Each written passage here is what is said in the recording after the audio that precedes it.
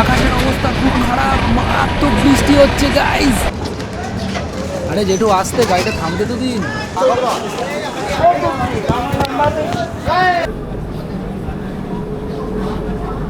Hello guys, welcome back to another video. আর ভিডিওটা শুরু হচ্ছে ঘর থেকে, যেহেতু আমি ঘর থেকেই সবসময় ভিডিওগুলোকে স্টার্ট করি। তো আজকের এই ভিডিওটা হতে যাচ্ছে একটু অন্য রকমের। আমি এবারে একটা সোলো ট্রেন জার্নি করছি, যদিও ট্রিপটা কোথায় হচ্ছে সেটা ভিডিওর টাইটেল থাম্বনেল দেখে তোমরা বুঝে গেছো। ফার্স্ট আমরা যাব বর্ধমান থেকে গৌহাটি। এইবারের ট্রেন জার্নিটা এই জন্যই আমার কাছে একটু অন্যরকম। তার রিজন হচ্ছে, এক তো আমি একা জার্নি করছি, এর আগে কখনো আমি একা ট্রেন জার্নি করিনি এতটা টাইমের জন্য, অলমোস্ট 17 to 18 আওয়ার্স। আর তার সাথে সব থেকে বড় কথা হলো, আমি জানি না এরকম কেউ করেছে কিনা, নাকি না আমি প্রথমবার করছি। সেটা হলো একটা সেম ট্রেনে 3খানা কোচে আমি জার্নি করব আজকের এই গোটা জার্নিটাতে। বর্ধমান থেকে রামপুরহাট অবধি একটা ট্রেনে, সেটা নন এসি স্লিপার। রামপুরহাট থেকে নিউ ফারাক্কা অবধি নন এসি স্লিপার, কিন্তু সেটা আলাদা কোচ, ঠিক আছে, দুটো আলাদা আলাদা কোচ। আর নিউ ফারাক্কা থেকে বাকি যে ডিস্টেন্সটা রইলো, মানে গুয়াহাটি অবধি, সেইটা হবে আমার থার্ড এসিতে। তো আমি জানি না এইরকমভাবে জার্নি একটা ট্রেনে ভেঙে ভেঙে জার্নি কেউ কোনোদিন করেছে কিনা। তো চলো, আজকের জার্নিটা এই জন্যই আমার কাছে আরও বেশি গুরুত্বপূর্ণ, আরও বেশি মজাদার হতে যাচ্ছে। তাই এই ভিডিওটা স্কিপ না করে পুরোটা দেখো। এখানে আমার ব্যাগও রেডি, আর একটু কিছু গোটানো বাকি আছে। একবারে দেখা হচ্ছে বর্ধমান স্টেশনে। প্রতিটা যাত্রা শুরু হয় একটা ছোট্ট অপেক্ষা দিয়ে, আর আজ সেই অপেক্ষার নাম বর্ধমান স্টেশন। ব্যাগটা কাঁধে, চোখে হাজারটা স্বপ্ন, সামনে একা পথ, গন্তব্য গুয়াহাটি। শুরু হচ্ছে আমার মেঘালয় ব্যাকপ্যাকিং এর নতুন অধ্যায়। আজকে আমাদের ট্রেনের নাম্বার হচ্ছে 13175 up, Sealdah Silchar Kanchenjunga express. Train ঢুকছে 2 নম্বর প্ল্যাটফর্ম, আর আমার সঙ্গে আছে শ্রীমন্দা, আমাকে ছাড়তে এসছে স্টেশনে। তো চলো ট্রেনটা ঢুকুক। অ্যানাউন্সমেন্ট হয়ে গেছে, কোচ নাম্বারও দিয়ে দিয়েছে। এখান থেকে রামপুরহাট অবধি আমার কোচ নাম্বার S4। প্রথমে ভেবেছিলাম এখান থেকে জেনারেলে যাব রামপুরহাটে, কিন্তু যা ভিড়, প্ল্যাটফর্মে যা ভিড় লোকে, যদি আমি জেনারেলে যেতাম তাহলে আজকে আমার অবস্থা খারাপ হয়ে যেত।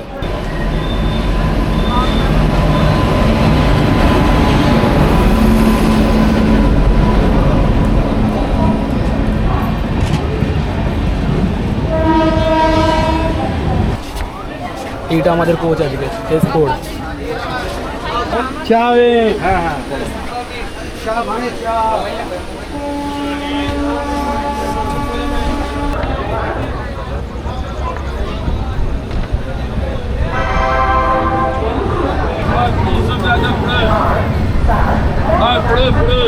তো নির্ধারিত সময়ের থেকে 10 মিনিট ডিলেতে ট্রেন বর্ধমান স্টেশন ছাড়লো।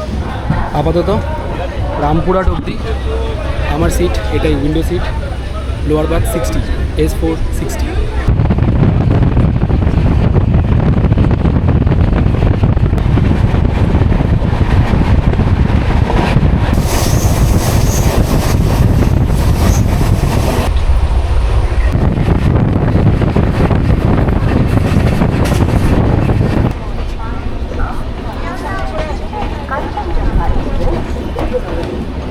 তো বর্ধমান থেকে ছাড়ার পর এটা আমাদের ফার্স্ট হল্ট বোলপুর শান্তিনিকেতন।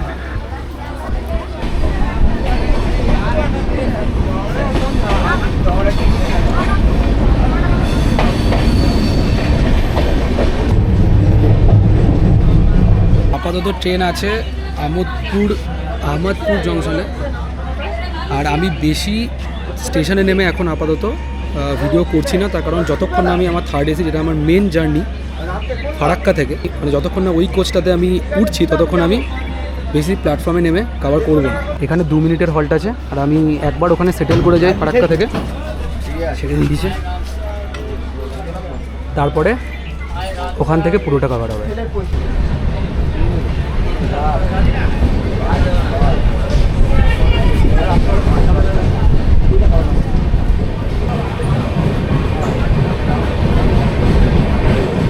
দুটো স্টেশন পেরোতেই ট্রেন যেন নিজের ছন্দ খুঁজে পেল, আর আমি জানলার বাইরে ছুটে চলা দৃশ্যের সঙ্গে নিয়ে চলেছি একটু উত্তেজনা, একটু অজানা ভয়, কারণ এটাই আমার জীবনের প্রথম সোলো ট্রেন জার্নি। আর দেখতে দেখতেই চলে এলো রামপুরহাট। এবার সময় কোচ বদলানোর।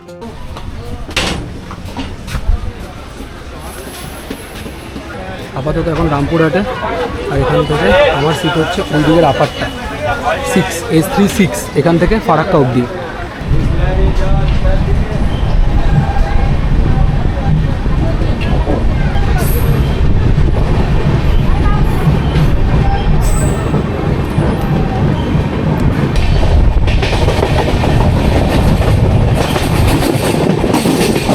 দক্ষিণবঙ্গ থেকে উত্তর পূর্ব ভারতের পথে যাত্রার জন্য কাঞ্চনজঙ্ঘা এক্সপ্রেস একটা দারুণ অপশন। একের পর এক স্টেশন পেরিয়ে ঝড়ের গতিতে ছুটে চলল ট্রেন, আর দেখতে দেখতেই পৌঁছে গেলাম ফারাক্কা। আবার আমার কোচ বদলানোর পালা।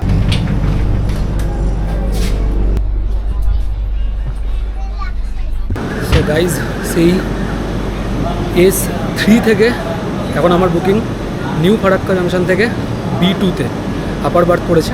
ঠিক আছে, অসুবিধা নেই, একা যাচ্ছে, আপার বার্থ সেফেস্ট অপশান আমার জন্য। আমাদের দাঁড়িয়ে আছে নিউ ফারাক্কা জাংশন, এই যে, আর এরপরে ফারাক্কা ব্রিজ আমরা বেরোবো। কিন্তু তখন যখন আমি চেপেছিলাম, তখন বর্ধমানের পর থেকে 25 মিনিটের মতো লেট ছিল, কিন্তু নিউ ফারাক্কা জাংশনে ট্রেন 10 মিনিট বিফোর ঢুকিয়ে দিয়েছে। বাহ, ভালো ব্যাপার। আর এখান থেকে আমার হচ্ছে এই কোচটা B2।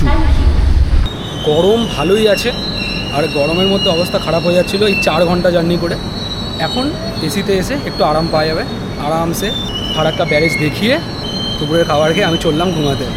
তো এই দাদার কাছ থেকে আমি খাবার অর্ডার দিলাম দুপুরের, একটা এগ থালি, যেটার কস্টিং আমার পড়েছে 90 রুপিস। এখনও শিওর নয় যে খাবারটা আমি পাবো কিনা, তবুও উনি ট্রাই করছেন, ফোন করলেন একজনকে, তো যদি খাবার পেয়ে যায় তাহলে খুব ভালো হয়। এখন আসছে ফারাক্কা ব্যারেজ।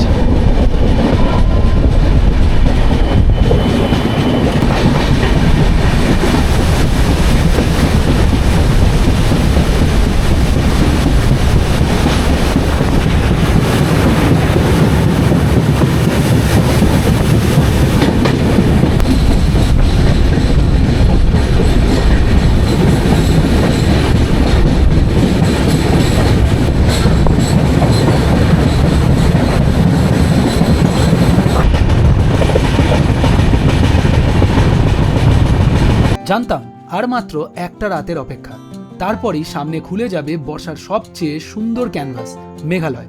মেঘে মোড়া পাহাড়, অজানা পথ আর নতুন একটা গল্পের শুরু। আর এই ট্রিপে শিয়ালদা থেকে শিলচরগামী এই ট্রেনের সব ধরনের কোচের ভাড়াও আমি ডিটেলসে জানাবো।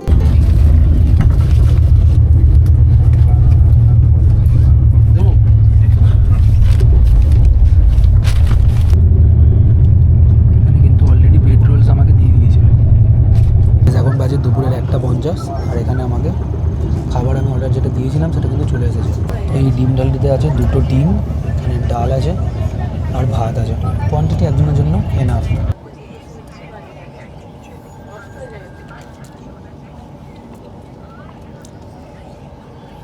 খাবারের টেস্ট বহুত অ্যাভারেজ, কিন্তু কিছু করার নেই, দুপুরে তো খেতেই হবে।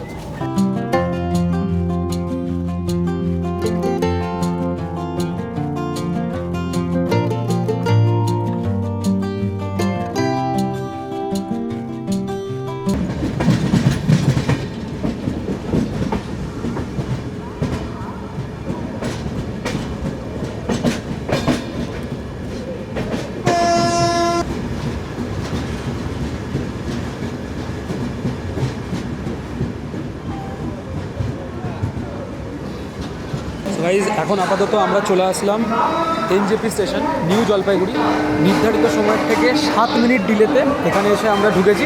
প্রচুর বৃষ্টি হয়েছে এদিকে, সেটা দেখেই বোঝা যাচ্ছে। এই যে ট্রেন দাঁড়িয়ে আছে এখানে, আর এখানে অফিসিয়াল 10 মিনিটের হল্ট আছে। দুপুরে ভাত খেয়ে ঘুমটা মারাত্মক লেভেলের হলো। এবারে দেখা যাক ট্রেন আরও ডিলে করে কিনা। মিডিলে আধ ঘন্টার ওপর ডিলে হয়ে গেছিলো, যেটা এখন কিন্তু কভার হয়ে গেছে। ট্রেনে আমার খুব ভালো এক্সপিরিয়েন্স, যেটা অন্য ট্রেনগুলোর থেকে এটা বেটার এক্সপিরিয়েন্স। আমি নিজেও জানি না কেন, বাট সত্যি করে খুব ভালো। অন টাইম ক্লিনিং থেকে শুরু করে বাথরুমের কন্ডিশন সব কিছু খুব ভালো, এভরিথিং ইজ গুড। আর NJP চেনে না এরকম কোনো পার্সন আমার মনে হয় নেই। নিউ জলপাইগুড়ি আর শিলিগুড়ি এই দুটো স্টেশন তো সবাই চিনি আমরা। আর NJP স্টেশনে ট্রেন আমাদের ঢুকেছে 4 নম্বর প্ল্যাটফর্মে।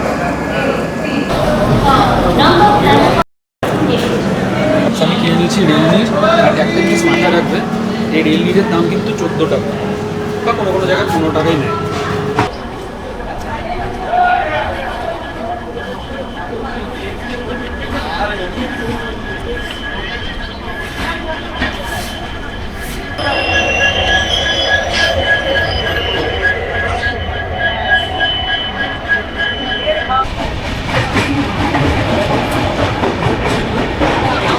ব্রিজ বেরোচ্ছে, আমি জানি না কি ব্রিজ এটা।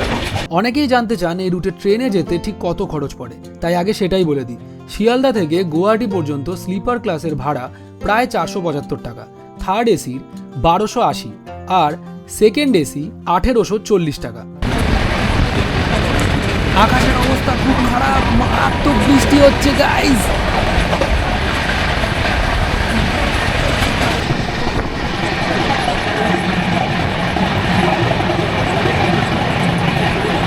ট্রেনে আসবো, ঝালমুড়ি খাবো না, এটা কি হয়? ট্রেন আমাদের এখন ছাড়ছে নিউ আলিপুরদুয়ার, 25 মিনিটস ডিলে। আর এই গাড়িতে কিন্তু কোনো প্যান্ট্রি কার্ড নেই, তো খাবার আলাদা করে এনারা মানে এখানে পেয়ে যাবে খাবার, ওটা আলাদা করে থার্ড পার্টি সেলার আছে, ভেন্ডার আছে আর কি। আর নিউ আলিপুরদুয়ার থেকেই কিন্তু এখানে খাবার বোর্ড হয়, খাবার অর্ডার দিয়ে দিলে এখানে খাবার সবাই রিসিভ করে নেয়, এখানে খাবার দিয়ে দেয়। আমার খাবারটাও চলে এসেছে, কিন্তু একটা জিনিস হয়েছে যে আমি স্ট্যান্ডার্ড এগ থালি যেটা 90 রুপিস প্রাইস, সেটা আমি অর্ডার দিয়েছিলাম, কিন্তু ওটা স্পেশাল এগ থালি দিয়ে গেছে যেটা প্রাইস আমাকে বলছিল 150, বাট আমি 150 পে করিনি, কারণ এটা একটা আনএক্সপেক্টেড জিনিস যেটা আমি নিজেও জানতাম না। তো আমি ওটাকে 130 পে করলাম। তো এবার যাই স্পেশাল ভেজ থালিতে, স্পেশাল এগ থালিতে আর কিছুই নয়, এক্সট্রা ওর মধ্যে সবজি আর বোধহয় চাটনি পাঁপড় কিছু একটা থাকবে, দেখি কি আছে, কি দিয়েছে, খাবার রাখা আছে। তো যাই এখন খাবার টেস্ট করি, তোমাদেরকে বলি। আর এর পরের যে নেক্সট স্টেশনটা আমি কভার করব সেটা হচ্ছে নিউ বঙ্গাইগাঁও জাংশন, যেটা মোটামুটি ওই রাত 11টার দিকে আসবে। পনির মতো কিছু একটা দিয়েছে, দুটো ডিম আছে, ডাল আছে, সঙ্গে এখানে রয়েছে একটা সবজি।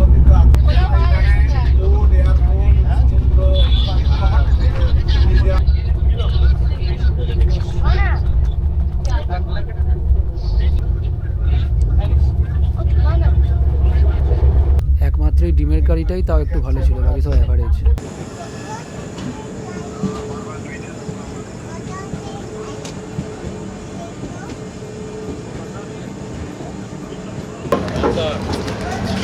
আরে যেটু আসতে গাড়িটা থামতে তো দিন।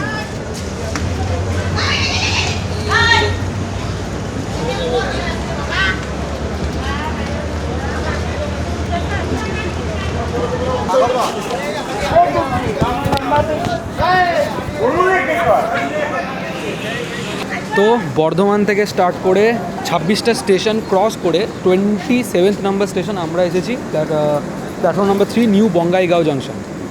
আর এখানে ট্রেন দাঁড়িয়েছে, আর জানি না এখানে হঠাৎ করে কোথা থেকে একটা বিভৎস বড় ভিড় চলে এসেছিলো। তারা এখানে আমাদের কোচে উঠতে চাইছিল, তো অ্যাটেন্ডেন্ট দাদারা বললেন যে কাউকে অ্যালাউ করলো না আর কি, নামিয়ে দিল। বাকি এই স্টেশনের স্টেশন কোড হচ্ছে NBQ। আর সবচেয়ে বড় কথা হচ্ছে ট্রেন জার্নি কেন এতটা বেশি ভালো লাগে আমার পার্সোনালি, বা আমার মতো যারা আছে তার একটাই রিজন, সেটা হচ্ছে যে আমি একা জার্নি করছি, তার উপরে আমরা জার্নি স্টার্ট করেছিলাম ইস্টার্ন রেলওয়ে দিয়ে, মানে ER। আর এখন আমরা কারেন্টলি আছি, আমি জানি না দেখাতে পারবো কি না, এইখানে যদি দেখা যায় এখন আমরা কারেন্টলি আছি NFR, মানে নর্থ ফ্রন্টিয়ার রেলওয়েতে, মানে উত্তর সীমান্ত রেলওয়ে। ঠিক আছে, এই দেখুন কী অবস্থা। এখানে জানি না কি হচ্ছে, সবাই দৌড়াদৌড়ি করছে এই স্টেশনটাতে, মোস্ট প্রবলি মানে সবাই এরকমভাবে উঠে চাপতে চায় আর কি। যাই হোক, বর্ধমান থেকে ছাড়ার পর আমরা 722 কিলোমিটার্স কভার করে ফেলেছি। নিউ বঙ্গাইগাঁও জাংশন, এখানে অফিসিয়াল হল 10 মিনিটের, মোস্ট প্রবলি এখানে হয়তো জল ভরবে, জানি না আমি কেন এখানে 10 মিনিটের হলটা দেওয়া হয়েছে। যাই হোক, এরপরে ডাইরেক্ট আমি চেষ্টা করব কামাখ্যা জাংশন ক্রস করে। এখন ভিড়টা রয়েছে, বললো যে কামাখ্যাতে কোনো একটা মেলা চলছে, তো ওই কারণে এখন ভিড়টা। যাই হোক, কামাখ্যা জাংশন ক্রস করে সরাইঘাট ব্রিজ যখন আসবে ওইটা আমি দেখানোর চেষ্টা করব, জানি না কতটা কি দেখা যাবে। বাকি না হলে একবারে গুয়াহাটি নামবো আমি, যখন রাত 2:40 মিনিটের অফিসিয়াল টাইম আছে, জানি না কখন নামবে, তখন আবার ব্যাক করবো। ছেড়ে যাচ্ছে নিউ বঙ্গাইগাঁও জাংশন।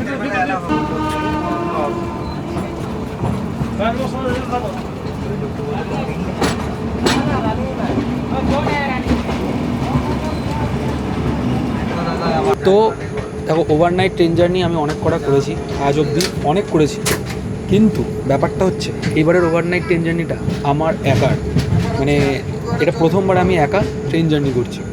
আর সেই জন্যই একটা অদ্ভুত ধরনের অভিজ্ঞতা, অদ্ভুত ধরনের একটা ফিলিংস কাজ করছে। তো চলো এবারে ডাইরেক্ট দেখা হচ্ছে গুয়াহাটি স্টেশনে।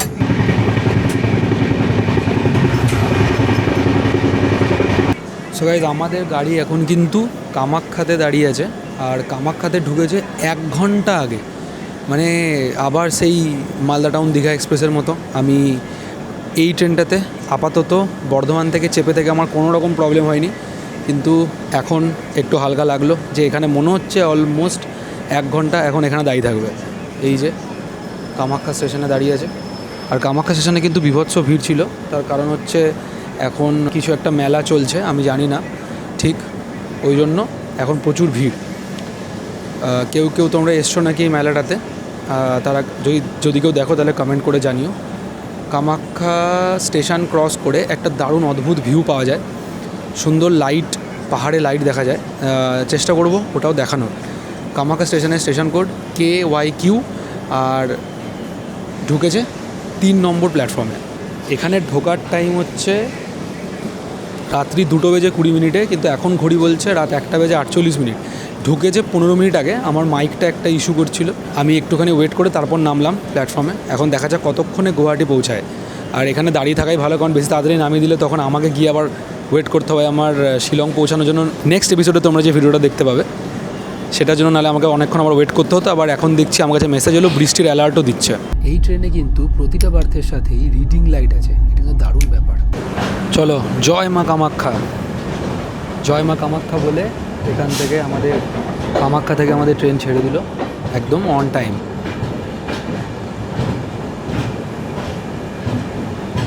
স্টেশনে কত ভিড়, এরা সবাই মেলাতে এসেছেন এনারা।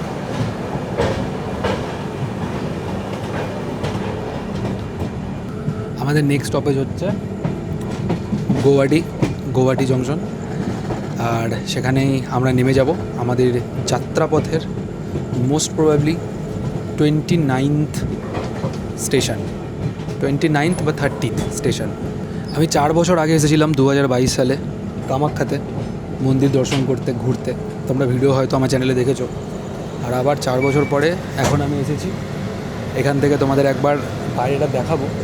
বাই ট্রেন এলাম, এর আগে আমি এসেছি বাই বাস।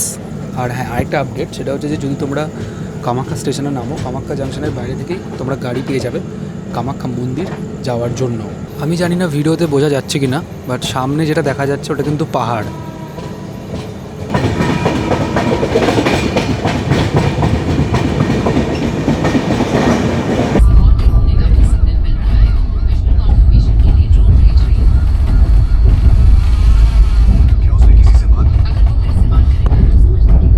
অবশেষে সব ভয় কাটিয়ে নেমে পড়লাম গুয়াহাটি স্টেশনে। তখনও ভোরের আলো ফুটতে বেশ কিছুটা সময় বাকি। এই ট্রেন জার্নিটা আমার কাছে আরও একটা মেমোরি হিসেবে থেকে গেল। ঘড়ির কাটায় অলমোস্ট 2:50, আর আমরা এই মোমেন্টে এসে পৌঁছালাম গুয়াহাটি স্টেশনে। যদিও 5-10 মিনিট আগেই বেরোতে টাইম লাগলো। এই ট্রেন জার্নিটা আমার খুবই ভালো লেগেছে, পার্সোনাল ফেভারিট হয়ে গেছে আমার কাঞ্চনজঙ্ঘা এক্সপ্রেস। আমি যদি নেক্সট টাইম আবার আসি, আমি ট্রাই করব কাঞ্চনজঙ্ঘাতে জার্নি করার, কারণ যেমন এখানে সিস্টেম ছিল, সব কিছু সিস্টেমেটিকভাবে পরিষ্কার রাখা, জল থাকা, সব কিছু ভালো রকম ছিল। ট্রেন অন টাইম আছে, ট্রেন কখনো ডিলে করে আমি দেখেছি, কিন্তু আজ ডিলে হয়নি, প্রায় অন টাইমই ঢুকিয়েছে। তো আমি রেকমেন্ড করবো কি যারা আসতে চাও, যদি টাইমের কোনো প্রবলেম না থাকে, কারণ এটা ভোরবেলায় 3টের সময় নামাচ্ছে, সরাইঘাট ছাড়াও তোমরা কাঞ্চনজঙ্ঘা এক্সপ্রেস ট্রাই করতেই পারো। এসি ফেসি নিয়েও আমার কোনো কমপ্লেন নেই। চলো এবারে তাহলে দেখা হচ্ছে পরের ভিডিওতে। দেখা যাক এখন কীভাবে আমি বাস স্ট্যান্ড অবধি পৌঁছাতে পারি। মানে এতটা কমফোর্টেবল জার্নি আমি খুব কমই করেছি ইন্ডিয়ান রেলওয়েজে, 3rd এসিতে তাও আবার। আর এটা হচ্ছে গুয়াহাটির, আমি জানি না এটা নিউ কম্পাউন্ড বোধহয়, সুন্দর করে নতুন করে বানানো হয়েছে, খুব সুন্দর লাগছে দেখতে। তো চলো দেখা হচ্ছে পরের ভিডিওতে, বাই। আর হ্যাঁ, সাবস্ক্রাইব করে নিও, কারণ সাবস্ক্রাইব করলে ভালো লাগে।